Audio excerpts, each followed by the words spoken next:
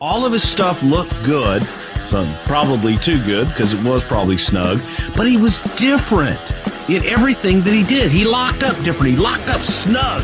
Hey, this is your Olympic hero, Kurt Angle, and you're listening to Snug Wrestling. Oh, it's true. It's damn true. What's going on, folks? Welcome back to Snug Wrestling with me, your host. My name is Edgar. Lots of fun stuff to talk about today. And to help me, special guest Aiden from Mostly Wrasslin is here, joining us to go over all the craziness that has been going on in wrestling this past week. How's it going, man? How you doing? It's great. I'm happy to be here. It's been a busy week of pro wrestling, to say the least. So excited to dive into it. That's right. It has been a busy week, and that means we're busy. I've seen you've been busy. Yep. So usually when I start off my shows, I like to kind of give the guests the floor to talk about what they do and their channels and kind of put themselves over a little bit. So introduce yourself to the listeners and tell them a little bit about you and what you do over there on your social medias. Yeah, so I'm Aiden from Mostly Wrasslin. Just starting out in the wrestling social media and starting out with reacts. Getting over like that right now, just getting a lot of content out. If you miss any show, you make sure to go to my channel. And yeah, starting out like that, hopefully going to venture into more podcasts like this and other wrestling content. So stay tuned. For sure. So when you do your reaction videos, is it a live thing, or is it like you watch it and then you react, or how's that process like? So right now I got a little bit of a Wendy's setup, so I don't really have the capability to go live and really I'm on a laptop right now, keep it running all too well. So right now I'm just recording the clips, getting them out there after the show, and really every segment you need to see, I put it out on my channel. So make sure to go check it out. Yeah, I mean, if the first time I saw your TikTok channel, I mean, it could have fooled me. The video quality was really good. Like I could have sworn this was all being done in real time and everything. So definitely you have some good quality videos. And for a lot of us, like I recently had to cancel all my cable and stuff like that. I don't have the ability to watch Dynamite live anymore like I used to. So I really appreciate people like you that are out there, keeping us Absolutely. in the loop. So cool. Definitely check out Mostly Wrasslin on TikTok, and you're also on Instagram too, I believe, right? Yeah, I'm getting that going more. So make sure to check that out. Just reached over 1,000 on TikTok, so make sure to check that out too. Nice. So let's get into the shenanigans, the business side of Snug Wrestling. We're gonna go over some of the comments that Tony Khan has been making recently. Again, Tony Khan is always making the news and running his mouth, which is not a bad thing, because he likes to stay relevant, likes to get a lot of attention. And this time he was talking about the possibility of extending his program, making Dynamite a 3-hour show or adding another hour to AEW. And this came up on an interview that he was doing where Tony Khan basically he's open to this idea. He thinks that the more wrestling, the better, basically. And I don't know how I feel about adding another hour to Dynamite. We've seen AEW have a 3-hour block in the past, where they would have to switch Rampage from Friday to Wednesday, and they would have the running shows back to back, making it a 3-hour show. But usually after the second hour, I don't know about you, but I usually just tune out. Yeah, so I think there is some sense to this, but I think Rampage would have to go. I don't think you can do a 3-hour Dynamite and Rampage as well. I think if you just combine that into one show, similar to a Raw, I think their best opportunity is to go through a Raw SmackDown kind of thing, 3-hour, 2-hour, because they have enough talent. The TV writing isn't necessarily there, but they have enough talent to fill up 5 hours of weekly television. So I wouldn't be against it, but Rampage would have to go in turn. That makes sense, because also I mean, who even watches Rampage? I know they have Hmm. their consistent viewers on Friday nights, but what is it like 300,000 average viewers on Friday nights now? I mean, they don't make it feel like a big deal. I mean, I know this week I think they have Takesha versus Penta on there, which is I'm excited to see that one. I'll probably find it, but it's on after SmackDown. Usually after SmackDown, I'm burnt out for the week. I'll turn it off, go back to doing whatever I'm doing, and I kind of just forget that Rampage is even ever on. I don't know if you feel the same about that. No, definitely. And I live in the West Coast. So for me, it's still a little bit on the earlier side. I feel like when these Mhm. programs get aired, I want to say over here, it's 8 p.m. when SmackDown comes on. It is over there. They come on at the same time, but by the time it comes on the West Coast, it's like 11 p.m. in the East Coast. Yep. Wait, where are you from anyway? Are you I'm in the on the East Coast. I'm on Okay. Long Island right now. I'll be at Okay. Forbidden Door actually, so excited to talk about that a little bit later too. Oh, nice. Yeah. Right on. Yeah, so even for me, living in the West Coast, it just it seems like when I'm watching it, it's 11 p.m. But I don't know, it's just something that just crosses my mind. Over there, it's like 1 a.m. or something crazy like that. Kind of like when we're watching the pay-per-view like this past Sunday, Mhm. Oh my Double or god, that Nothing, was right? yeah. How long were you up for? Um, I mean, started 6:30, right? That was when all the pre-shows started, and then finished up 1. And if you kept watching Okay. the press conference, you're up until 2:30, I think it was. Jesus. So yeah, it was a lot of wrestling that night. Yeah, even for me, see, 2:30 a.m., that's what, 11:30 p.m. on a Sunday? Yeah, You know, I brutal. gotta yeah, I gotta go to work the next day. I'm not doing that. So yeah, so Rampage, yeah, I would be let's get rid of that. I Goodbye, agree. Rampage. I mean, we have 3-hour live collision. block. Right, yeah. Let's None get of rid this of tape shit. Rampage. Mhm. Or can we curse on here? I don't know how we feel about that. Oh, hell yeah. Okay, good. Perfect. Yeah. No need for a tape show in 2024. Everyone has a social media. Everyone knows what happens after the fact. Let's just get it out there on live time. That's what TNT wrestling used to be built on. Let's keep that going. Yeah, so and it looks like AEW they want to keep well, this is a hypothetical. This isn't like nothing set in stone. This is just they're in talks about all of this because of the TV deals that Mhm. AEW is trying to get. So they're trying to figure stuff out. What if, this is just like a big what if. And yeah, the 3-hour continuous programming was mentioned where Tony Khan said it's interesting right now the most we get per hour for any of our TV shows is Dynamite. So in some ways, you can say that would be really lucrative opportunity. I think it's very interesting conversation to have.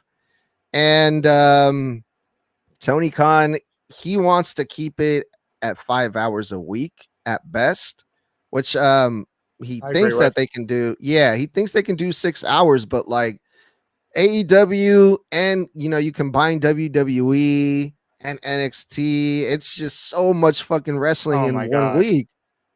Yep, it's you got 3 hours on Monday, another 2 Wednesday. Yeah, it's a lot. And including we had double pay-per-views this weekend. That's right. And yeah, so this week, oh my god, it was so crazy. Yeah. Um and I mean at least, for me, I used to do believe it or not, I used to do reviews of all of these shows for Mhm. my podcast. And I was literally recording and editing like every single fucking day. And after a Even while, I the was like, weekly shows? Sorry about that. "Hey, The what's weekly that?" shows? The weekly shows are just the pay-per-views. No, the weekly ones too. Oh, damn. Yeah. So yeah, that's why I was, I felt like I was working on this every day. And even like the family was like, man, we never even get to spend time with you anymore. That's how much fucking wrestling there is now. And I'm sure it's like that for you too, because you Absolutely. also you go over do you go over TNA as well or No, just I okay. I need to start dipping my toe into it, but if anything, that would be an after the fact. I'm not going to watch TNA live for the most part. Yeah, and we'll get into a little bit of TNA too later on Yeah, because it sounds like we might have to start watching it. I know. So I think AEW Tony Khan, please don't rush into anything crazy right now. Okay, I think we're good where we're at, but if you guys want to add an hour to Dynamite, fine, but get rid of Rampage. That's all. That's it. 100%. Yeah. Mm-hmm. There's no need for Rampage. All right, let's Also, just to touch on Collision real quick. Yeah, for sure. Saturday is a terrible night for a wrestling show. Do you agree with that? Oh, definitely. Those are the days where I'm out and about, enjoying my weekend. I don't know about you. Yeah, I'm enjoying my weekend. Also, you have UFC. I'm a big MMA guy. Then you also have college sports throughout most of the winter. If you're really into that live kind of sports like that, Saturday is a terrible night to be competing. I would be down for them to like even do Collision, maybe change it to like, I don't know, like a Friday if that was even a possibility. I think ideally it's on a Thursday, but then you have back-to-back nights of AEW, and then that doesn't work either. Yeah, and I think they specifically want Wednesdays. AEW wants to have Dynamite on Wednesday specifically, right? And I know Warner wanted the Saturday show as well, but just as a consumer, it hasn't clicked at all. It's been more of a pain to go watch than anything. Well, when it first started with CM Punk, and when he was there, I was watching it like every Saturday. Mm-hmm. Yeah, I remember watching those. Also, summer months, not as much competition in terms of sports and fighting. Interesting. Yeah, see, I'm not really a big like MMA or UFC guy or like college sports or anything like that, so I don't really know much about how that affects the wrestling world, the wrestling product, but yeah, I mean, we've seen it time and time again whenever there's like a big sporting event like that, like the hockey game. Yeah. A lot of the fans were blaming the hockey game and the playoffs for AEW's low ratings, which is very true. But also, it could kind of be like, well, it's not completely because of that, that they're not doing very good. There's an obvious hole in their TV writing, and I think it's the biggest thing. And I don't know if it was on the topic sheet, but Tony Khan rewriting scripts. They have talent. I know Double or Nothing was being even rewritten up until the hour. So that's their biggest hole at the moment. And it sucks. It doesn't make you want to watch Collision. Talk about because didn't there was reports that Tony Khan rewrote Double or Nothing like the last minute, right? Which is a very Vince McMahon thing to do. I believe it was compared to 2019 WWE, back when everything was just getting torn up the night of. We're putting stuff together, flying people in day of, having people in the back who aren't doing anything. Doesn't seem, that was the biggest red flag I've seen out of a lot that have come out about AEW recently. And I'm a big glass half full with AEW type guy. Yeah, and it wasn't just 2019. That's just how Vince McMahon was throughout his entire time. Like, he would write shit and like rewrite things over and over again. He's like he was like a perfectionist to the max. Like, he was never satisfied with anything, and people would just, you've heard the stories of how Vince McMahon would constantly do that to people. And for someone who takes pride in being really different from Vince McMahon and really different from the WWE and how they like to set themselves apart from them, they seem to be doing a lot of the same things backstage. Yeah, I 100% agree with that. Hopefully they can pick it up. Yeah, for sure. I'm definitely I'm rooting for them, man. Even though a lot of people like to say that's total bullshit, I am. I'm rooting for them. I agree. I think Especially now that, yeah. No, I think we're going to be in a really good place come All In. I think the ball is really starting to roll. There's some good stories being told. I mean, people are forgetting that AEW is missing most of their top stars recently, while WWE was going through their best period of the year they're ever going to have, WrestleMania 40.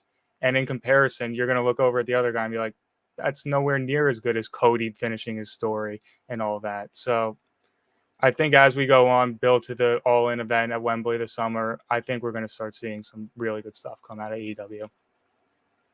Yeah, and it kind of goes the same way in like real sports. Like if you think about like a sports team, they have their good moments, they have their bad moments. It's not always like a straight line all the time. So hopefully you're right. All In is coming up pretty soon in about a couple months. August? Yeah, a little bit more than 2 months now. And MJF is back. Will Ospreay. I love that. Yeah, Will Ospreay. He's winning gold in AEW. Swerve Strickland is the world champion. So things are looking up now that MJF has returned. But the timing of MJF's return, that was kind of concerning to me because he returned at Double or Nothing, which is great. It was a pay-per-view. It was a big moment. It was unexpected. It was a big surprise. He was snuck into the arena in a wheelchair, all covered up, and no one saw it coming. And when he showed up, it was a big pop. Now, the reason I say that this was a little concerning to me was because he came back. Obviously, he came back looking for Adam Cole. And Adam Cole's not cleared yet. He can't wrestle. So they're picking up this storyline with Adam Cole, but he's not ready to go yet. So what else is MJF going to do in the meantime while we have to wait for Adam Cole to recover? That was my big concern with this big return. Yeah, I 100% agree. I was in the arena for World's End. I was right there. I was on the ramp yelling at Wardlow, Adam Cole, all of them. And as a fan of that night, that's the match I want to see. I want to see MJF just squash that, put Adam Cole out in the rear view and just go forward. But with the injury, everything's out the window.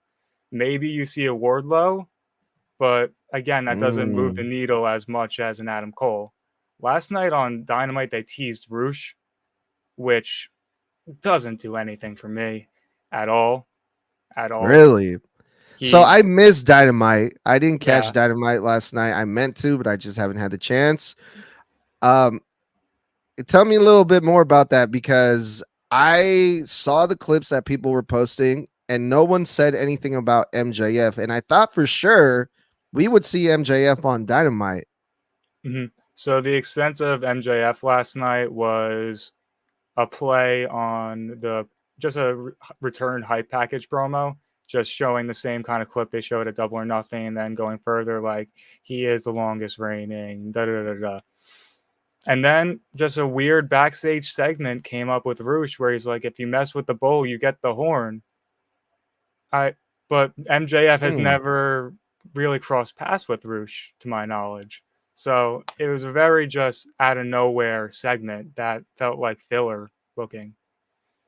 Yeah. Wow. Okay. Well, I mean, hey, good for Roosh. Yeah. Right. I mean, when was the last time you saw him? Maybe the Continental Tournament. Yeah, it's been a while. It's been a while, and I'm a big fan of Roosh. He's one of the guys that I really want to see him do something in AEW. Mm-hmm. I don't know if I want to see him do just, kind of like you said, just like a filler. And he would just be doing the job to MJF at the end of the day. I don't know if it would just be a Dynamite match, but you can't have MJF lose his opening feud back. No, definitely not. No, not at all. You can't do that.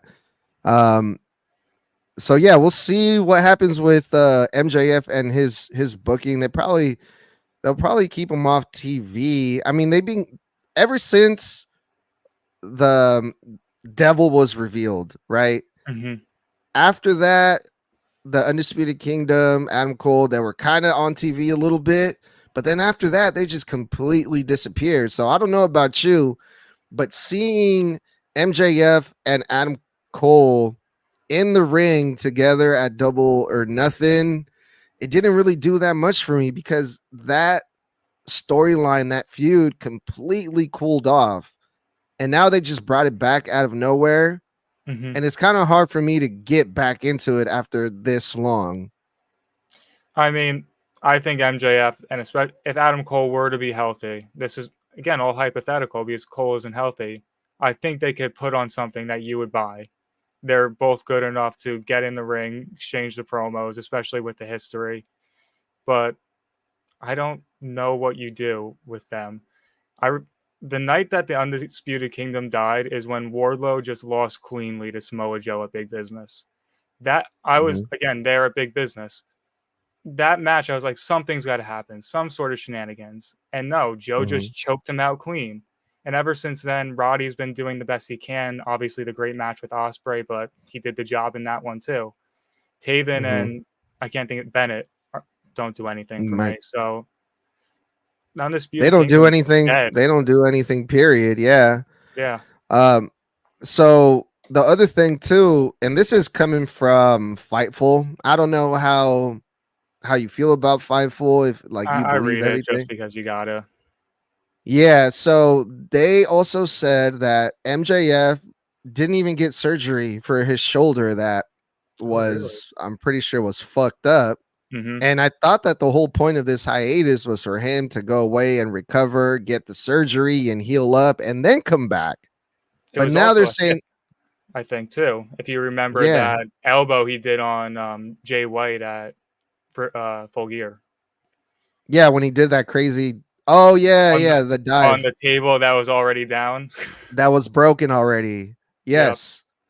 Okay. So He maybe was banged up bad. yeah, I mean, you could tell, and the one that I remember the most was the cutter that he did from the ring, where he jumped over the rope on down to the floor. Yeah, yeah, yep. That one was crazy. Yeah, That from the was Full Gear like match. insane, fucking Yeah, that insane. was So Maxwell Jacob Hogan that night. yeah, for sure. So he's not MJF is not completely healed himself either. So we got a beat up MJF still, it sounds like, and Adam Cole, who's not cleared yet, who we saw face to face at Double or Nothing. But I think maybe that's just like a little tease for now to what is going to come later on in the future. Most likely, what do you think? All in? For Cole MJF or Yeah, MJF return. I for think Adam Cole versus MJF. I mean you could run it back at all in. There are so many cards on the deck for MJF to play with right now. Like he hasn't really been involved with Swerve, Osprey, any of the top talent in AEW at the moment. So he's kind of coming back to a fresh scene. So I'll let them cook. He's coming back on Dynamite next week. I'm sure he'll have something in mind to talk about. We'll see where we go from there. I'm not That fantasy booking anything at the moment because nothing really makes sense other than the kingdom. yeah, that's man, it's kind of hard to fantasy book AEW, isn't it? Yeah, especially weekly TV. Like Just put fuck. Danielson against a New Japan guy. You're good. Jesus. Yeah, like they're so unpredictable, but sometimes a little predictability isn't always bad, you know? Sometimes Um you can run New Day versus Imperium for 2 months straight. yeah, for sure. Yeah, Swerve Strickland, he had excuse me. You're good. He had some comments here about, the possibility of facing MJF. The beauty of this company, of this whole company, Swerve says, is those possibilities. Everything is possible. I know he has unfinished business, he being MJF, too many pronouns, pal, with the Undisputed Kingdom, Adam Cole. and he probably want to finish up some things, said Strickland. So, working champion for Strickland. He's down to get in the ring with MJF. I'm down to see him get in the ring with MJF. But like you said, man, anything can happen in wrestling. Again, yeah, I obviously MJF or Swerve is one of those matches that you pinpoint and be like, they will cook on the mic and they will cook in the ring. Just let them go. But it's a matter of how we get there, and timing doesn't feel right. Speaking of letting them cook, how about letting good old Chris Jericho cook with his learning tree gimmick, huh? How about that? How about Chris Jericho on Wednesday? I know I didn't watch Dynamite, but I saw the clip out of all the segments in that 2-hour show. The one that I took time out of my day to go YouTube and go look it up was what was it called? TV time? No, TV time with the learning tree, Chris Jericho. TV time with the learning tree. Thank you, oh great Jericho, for blessing us all with your great catchphrases and your millions of sayings that you had on that segment about the bad apple doesn't fall far from the Yep. tree. And Yep. well, he was saying some crazy ass shit that was like, what the fuck is it? What does that even mean? I don't know. But we I saw love Chris where Jericho. Yeah, go ahead. I love where your head's at right now because I'm the same way. I at first with this angle, the whole learning tree, I was like, "Oh my god, Jericho, it's real go away heat, go."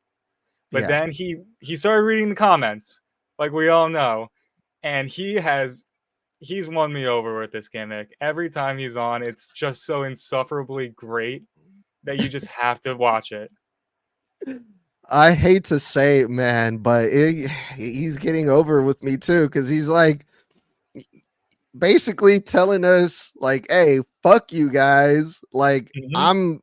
I'm gonna sit here and make millions of dollars, and you guys are gonna be forced to see this, and you guys." It doesn't bother me. You guys don't bother me. You guys can say Yep. everything you want about me.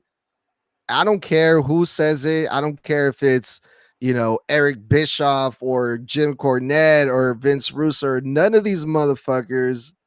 I'm just gonna do whatever I want. And I think Yeah. that attitude is what's that's the fun part about this whole fucking thing. Oh yeah, and it's kind of like classic Jericho. It kind of reminds me of the '08 Jericho with the suit, where he kind of just gives in and listens to the crowd and knows what they're hating and buys into it so hard that it's just real heel heat, not even go away heat anymore. That he's mastered it, and it's probably one of the last great Jericho gimmicks we see. I can still kind of hear, like, when I was watching the clip, very lightly, like someone was trying to start the "please retire" chants again, Mm-hmm. but it didn't Yep. really work this time. No. Yeah. The crowd, it's kind of Dominic Mysterio like heat at this point, where he's getting them to the point where you want to go there to boo him and give him that heat. Which, I mean, that's the goal as a wrestler, get that kind of heat, and he's doing it well, and he's giving it off to Cass, and now we'll see about the bad apple, Brian Keith. How do you feel about him fitting with the group? I think it's good. I think Brian Keith, he kind of he was kind of quiet at first when we first Mm-hmm. started seeing him like on Collision doing jobs here and there. Yep. But he's from Ring of Honor, right? I think he was doing the indie scene more. I don't Okay. think he was signed with Ring of Honor. I think he might have been like an MLW, because I remember when he got the All Elite tag, his company gave him a nice farewell. Like, go get him.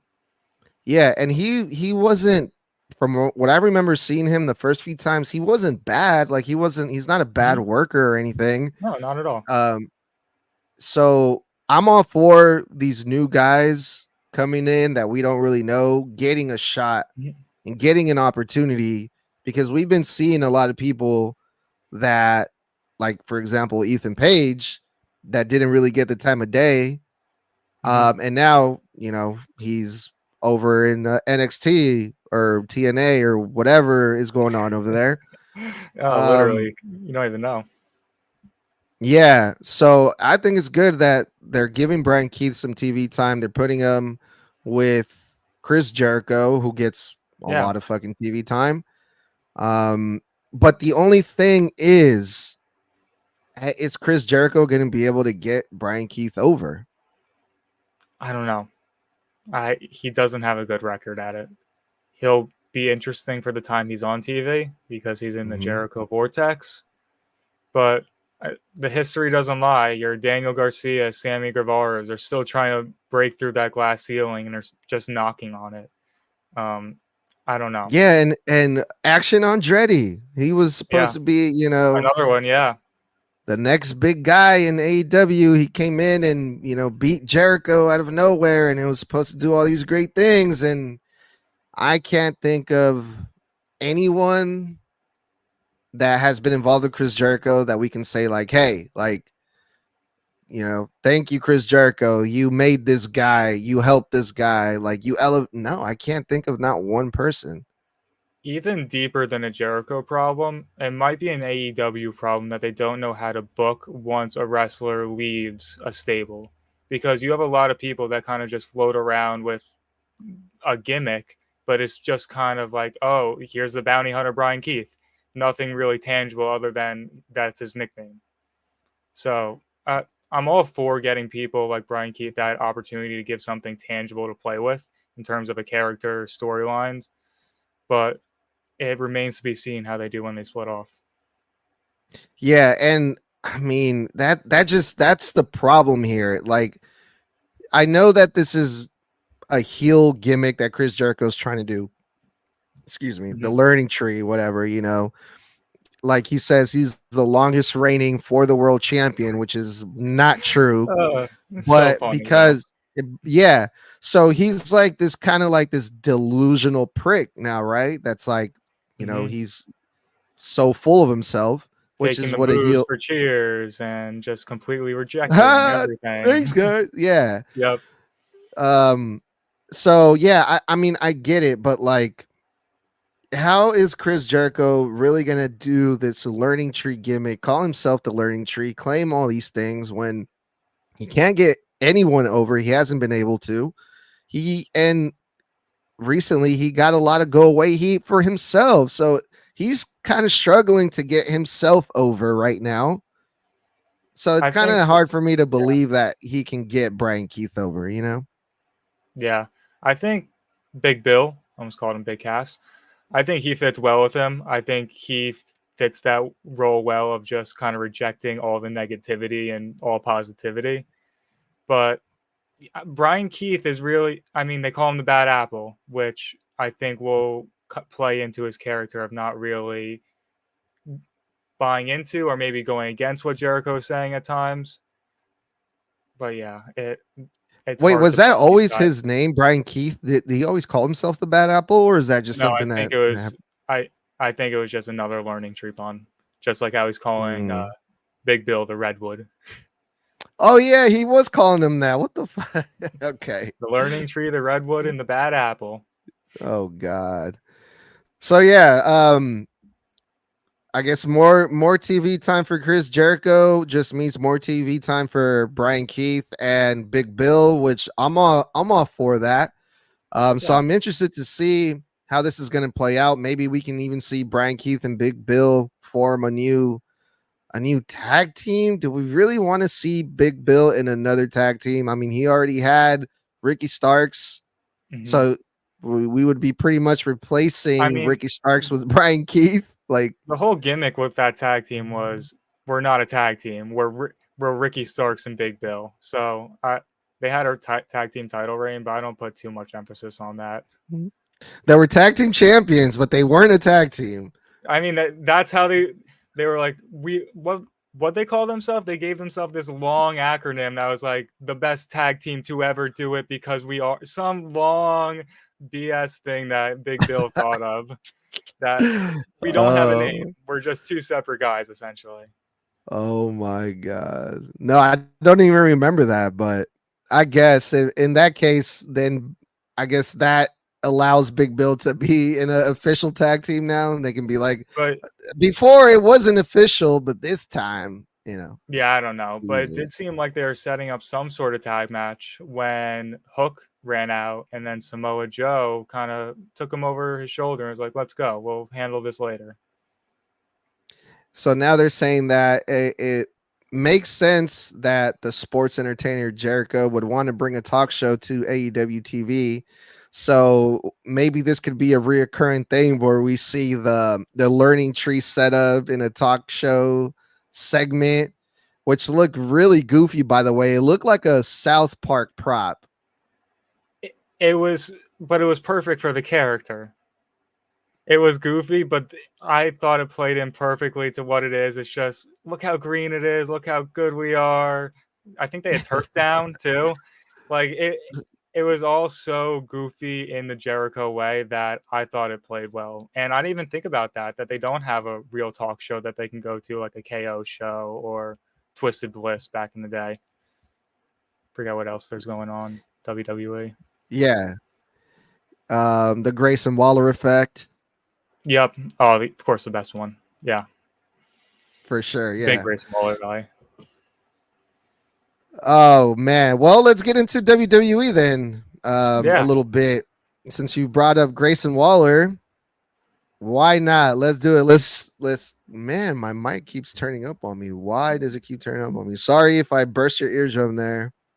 Hey, you're good. So we're switching gears here. We're gonna head over to the other side to WWE because there is something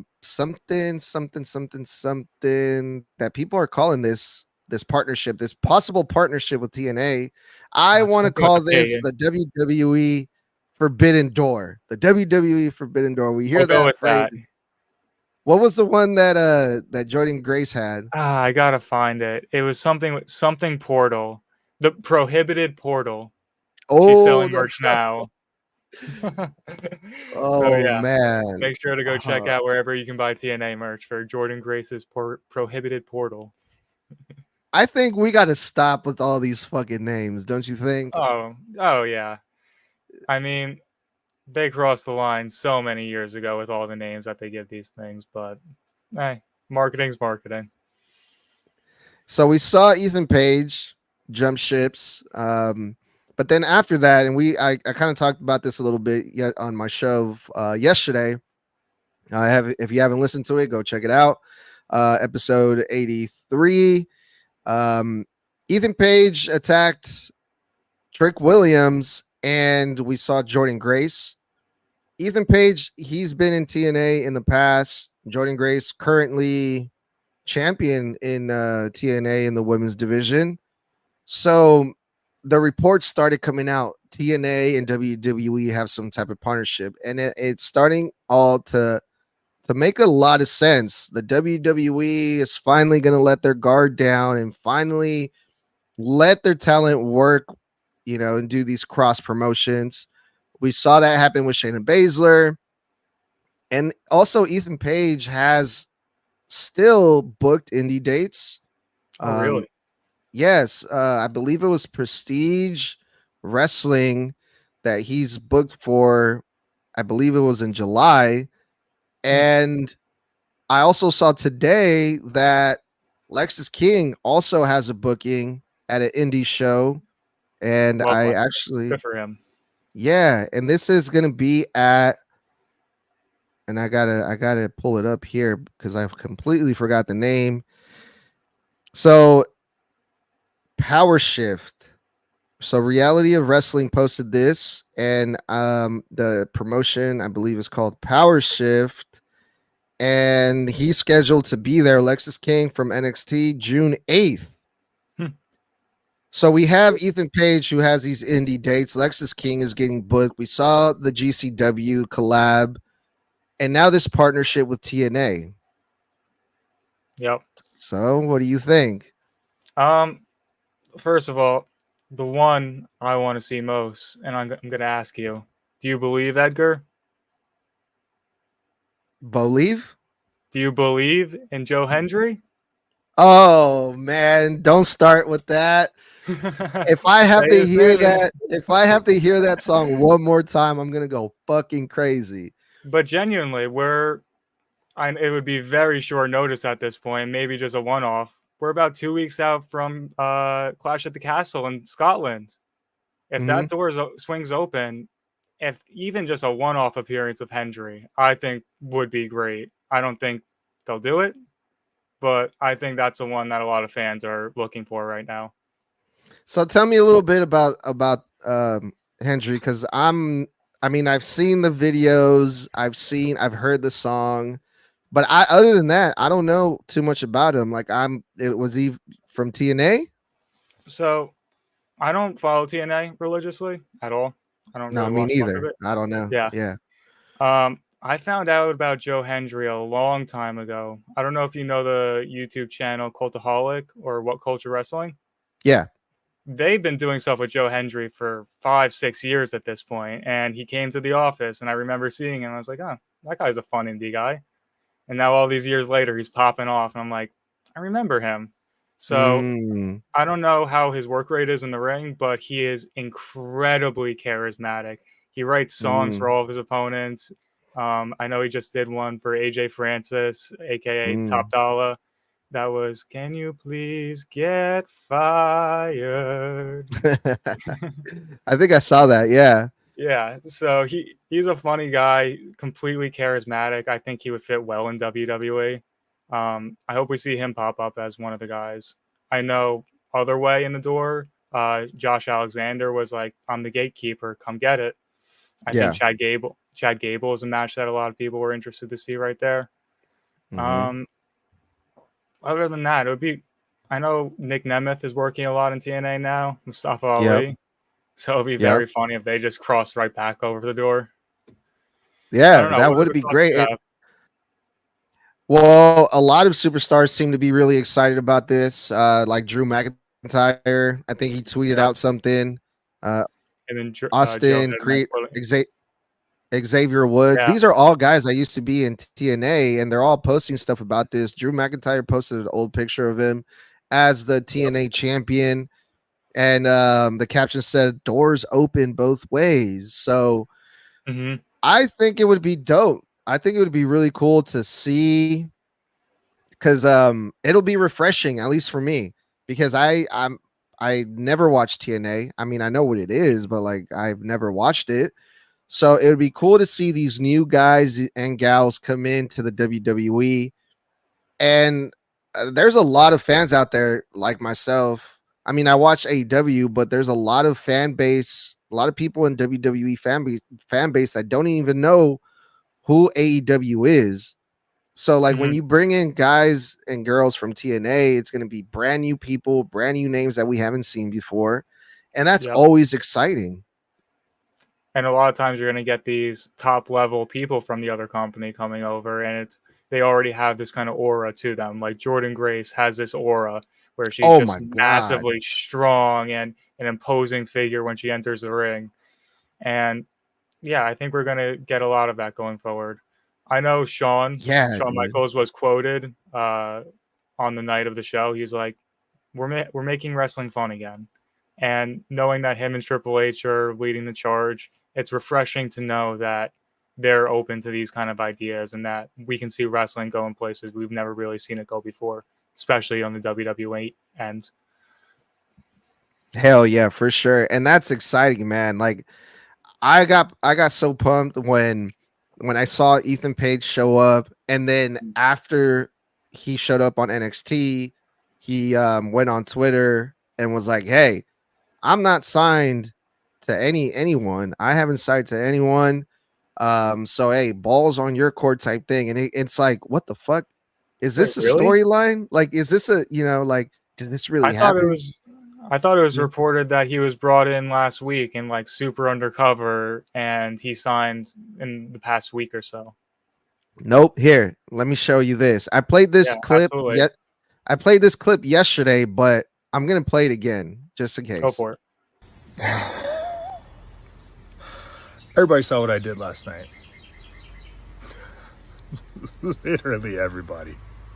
We're talking millions of views across all social platforms. It's pretty heavy. I'd even say that's a bit of buying power for Ethan Page. Especially because, contrary to popular belief, Ethan Page is not signed to any company or any contract. And I'm going to just assume that Trick Williams would love to get a little payback and revenge on Ethan Page. So, NXT, I'm going to leave this one to you. Ball is in your court, and all ego is all ears. I'm going to assume somebody in that company has my number. I'll wait for the call. Wow. That's interesting. So even Right? if he's playing Shades of Grey, you don't really know because, as you said, he has the indie bookings. So that, Yep. wow, I didn't expect to see that coming. I wouldn't be Yeah. surprised if it to work, but Mhm. I love that it's even being floated out there. And if it is a work, that's a good fucking work. Yeah, Because I mean, especially the way. Yeah. my mind No, was go just ahead. my mind was just going to like so many different places. Like it, usually, like we know if you're signed to the WWE, you're not wrestling anywhere else for no other company other than WWE, and that's it, right? Mhm. Or this partnership with TNA is a real thing, and he's signed to TNA, and that crossover is already starting to happen. You That know, would be.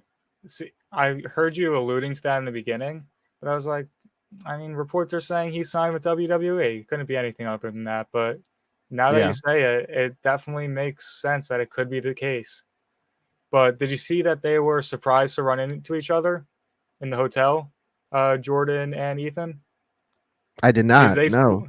they spoiled their own debuts. They saw each other in the whatever hotel in the gym, and they're like, "Wait, what are you doing here?" And they're like, "I'm doing Hmm. this and I'm doing that." So they Mm-hmm. ended up kind of bonding over that. Oh no, I didn't hear about that. Yeah. That's interesting. Yeah. That was another well kept secret. Um, well, apparently not that great if Jordan Grace found out about it, about Ethan Page showing up like that.